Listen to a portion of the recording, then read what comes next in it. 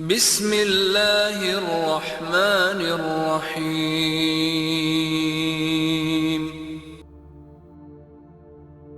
Et si, dans ce monde en perte de repère, le prophète Mohammed, paix et salut sur lui, était parmi nous, vêtu d'une simplicité désarmante.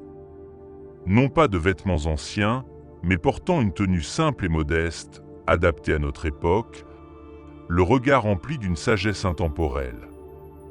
Que ferait-il? Comment réagirait-il face à nos crises, nos contradictions, nos espoirs? Il marcherait parmi nous, observant les visages préoccupés, les regards fuyants, les gestes mécaniques. Son regard, empreint de compassion, chercherait à comprendre les maux de cette société moderne. Il s'arrêterait pour aider une personne âgée à traverser la rue, sourirait à un enfant, saluerait chaleureusement un inconnu. Son comportement exemplaire rappellerait à tous l'importance de la bienveillance et de l'attention portée à autrui. Concernant les inégalités sociales, le prophète s'indignerait devant les écarts flagrants entre riches et pauvres. Il visiterait les quartiers défavorisés, partageant des repas avec les plus démunis, écoutant leurs histoires, leurs souffrances comme il le faisait à Médine. Un hadith lui reviendrait en mémoire. Celui qui dort rassasié alors que son voisin a faim n'est pas des nôtres. Il ne supporterait pas ces écarts obscènes entre milliardaires et ceux qui luttent pour un repas. Il rappellerait que le meilleur des hommes est celui qui est le plus utile aux autres. Il encouragerait les riches à redistribuer leurs biens. Il rappellerait que la zaka n'est pas une option, mais un droit des pauvres sur les biens des fortunés.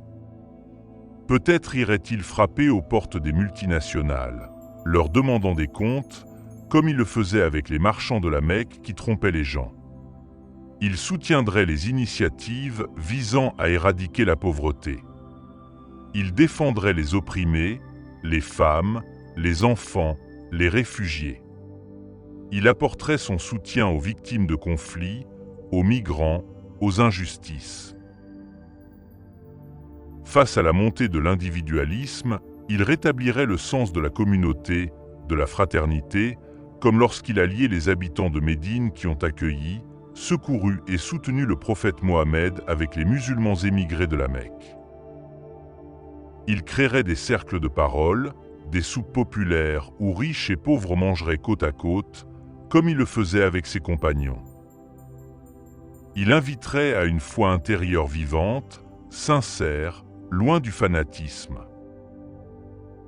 Il dirait « Tu ne croiras pas tant que tu ne souhaiteras pas pour ton frère ce que tu souhaites pour toi-même. » Dans un métro bondé où chacun évite le regard de l'autre, le prophète s'assiérait à côté d'un inconnu, lui adresserait un sourire, lui demanderait comment il va. Il s'étonnerait de nos vies connectées mais si seules, de ces amitiés réduites à des likes. Vous voulez mieux comprendre l'islam? Pensez à vous abonner et à activer la cloche. Merci pour votre soutien. Devant l'injustice et l'oppression, il verrait les guerres, les bombes tombant sur des civils, les enfants mourant sous les décombres. Son cœur se briserait, comme lorsqu'il perdit son propre fils Ibrahim. Il se lèverait, comme il l'a toujours fait, du côté des opprimés. Il nous dirait « Aide ton frère, qu'il soit oppresseur ou opprimé. Comment l'aider s'il est oppresseur, lui avait-on demandé. En l'empêchant d'opprimer, répondait-il.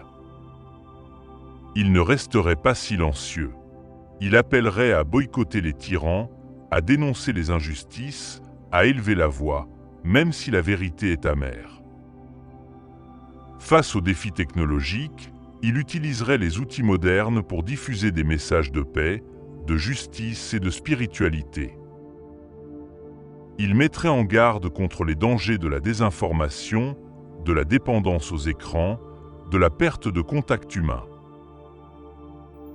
Il dirait que celui qui croit en Dieu et au jour dernier dise du bien ou se taise. Il encouragerait une utilisation éthique et responsable des technologies au service du bien commun.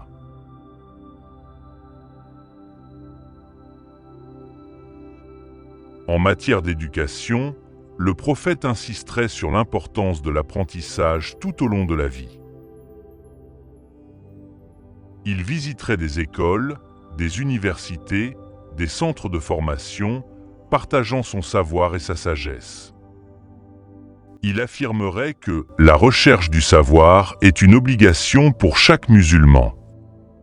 Il encouragerait l'éducation des filles et des garçons, la transmission des valeurs morales, le développement de l'esprit critique.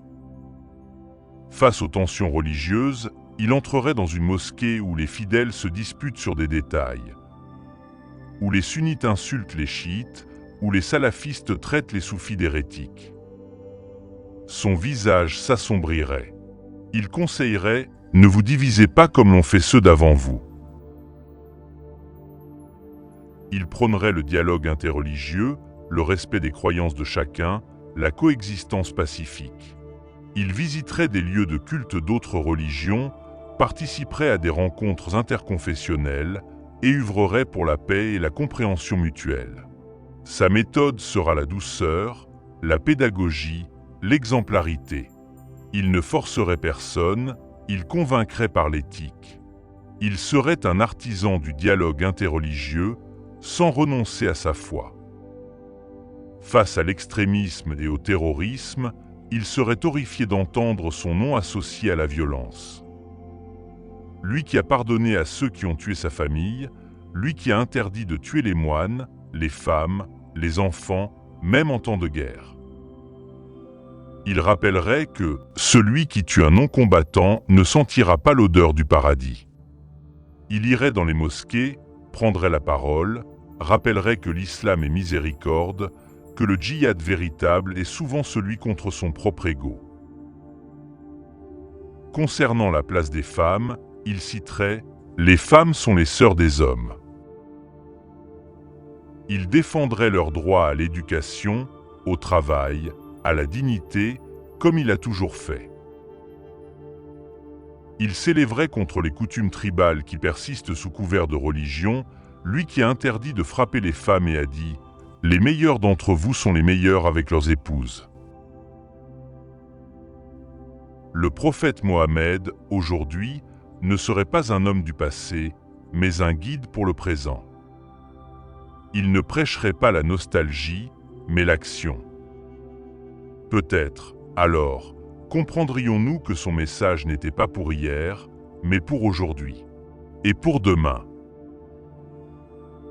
Merci d'être resté jusqu'au bout.